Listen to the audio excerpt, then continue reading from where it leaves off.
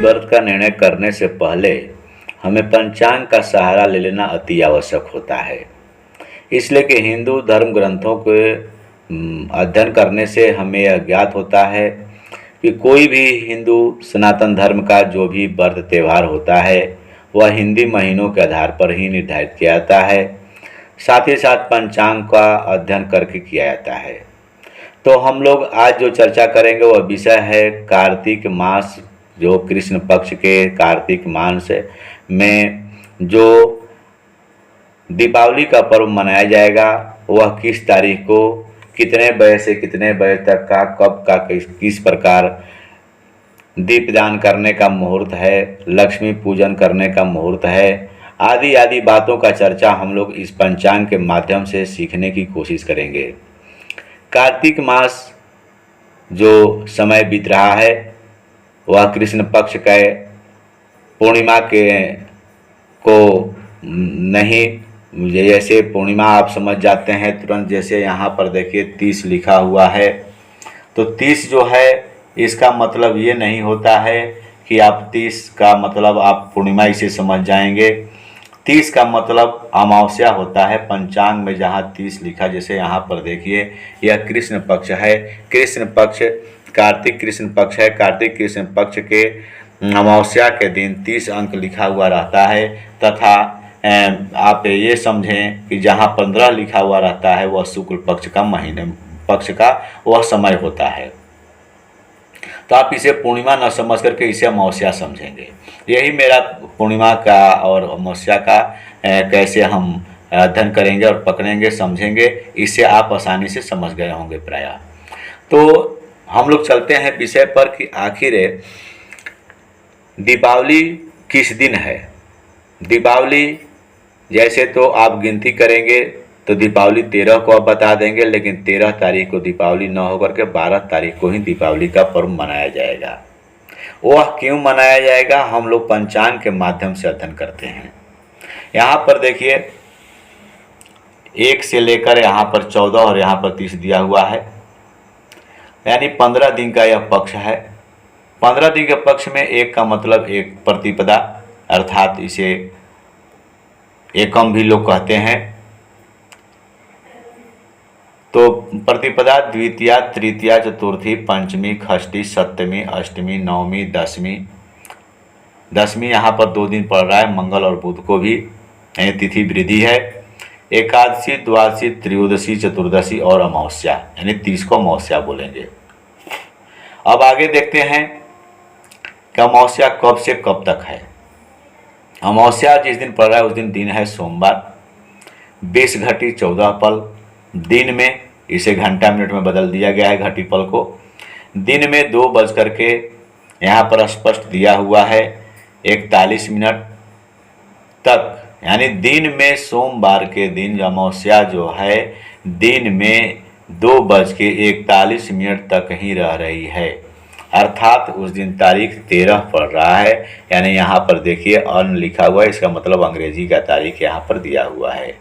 यानी 13 तारीख को यदि हम दीपावली का पूजन करते हैं, यानी उदया तिथि को लेकर के यदि चलते हैं, तो उदया तिथि जो हमारा है वह 13 तारीख को सोमवार दिन को उदया तिथि को लेकर चलेंगे तो 2:41 दिन में ही समाप्त हो जा रही है। परंतु दीपदान हम लोग शाम को संध्या के समय प्रदोष काल में ही करते हैं, इसलिए प्रदोष काल का उस दिन प्राप्ति नहीं हो पा रहा है, क्योंकि दिन 2:41 यानी 3 बजे से भी पहले, यानी 19 मिनट पहले ही यह समाप्ति यहाँ पर दिखाया जा रहा है। इसलिए हमको दीपदान करने के समय जिस दिन लक्ष्मी पूजा करते हैं, जिस दिन लक्ष्मी गणेश जी का पूजन करते हैं, उस दिन हमको प्रदोष काल में यह अमावस्या तिथि होनी चाहिए। अमावस्या तिथि कब से प्रारंभ हो रही है, कब उसकी अंत हो रहा है, यानी किस दिन हमारा प्रदोष व्यापनी अमावस्या पड़ जा रही है, उसी के आधार पर इसका हम चयन करेंगे। यहाँ पर देखिए चतुर्दशी यानी रविवार के दिन, रविवार को ही यहाँ पर स्पष्ट दिया हुआ है कि 19:19 अर्थात दिन में 2:12 पर चतुर्दशी की समाप्ति हो रही है। अर्थात 2:12 दिन में के बाद यानी 2:13 से हमारा अमावस्या तिथि का प्रारंभ हो जा रहा है। अर्थात चतुर्दशी के दिन यानी रविवार के दिन ही 12 तारीख को, यहाँ पर पंक्ति में देखिए, यहाँ पर 12 तारीख लिखा हुआ है, यानी 12 तारीख का मतलब आप 12 नवंबर समझेंगे, नवंबर का महीना है। अब यहाँ पर एक संदेह आप लोग को मन में आ सकता है, उसको भी मैं दूर कर देता हूँ। यहाँ पर देखिए, प्रत्येक पक्ष के ऊपर में अंग्रेजी दिनांक 29 अक्टूबर से 13 नवंबर हर यानी पूरे पक्ष का 15 दिन का यहाँ पर तारीख दिया हुआ रहता है। आप इसे समझ लें। ऊपर में देखिए तिथि सप्तमी, कार्तिक महीना के सप्तमी और यहाँ पर 22 तिथि जो करके यहाँ पर शक संवत, यहाँ पर नीचे में देखिए 29 अक्टूबर से 13 नवंबर तक का ये पक्ष है सन 2023। तो यहाँ पर देखिए नवंबर का महीना चल रहा है, यानी 29 अक्टूबर, यानी हमारा यहाँ पर तारीख कौन हो रहा है 12, इसलिए 12 नवंबर हम इसे कहेंगे। इसके एक और तरीका है नवंबर को समझने के लिए, जैसे यहाँ पर अक्टूबर 29, 30, 31 ये अक्टूबर का तारीख होगा और उसके बाद 9 लिखा हुआ है, 1 के बदले 9 लिखा हुआ है, इसका मतलब नवंबर 1 तारीख।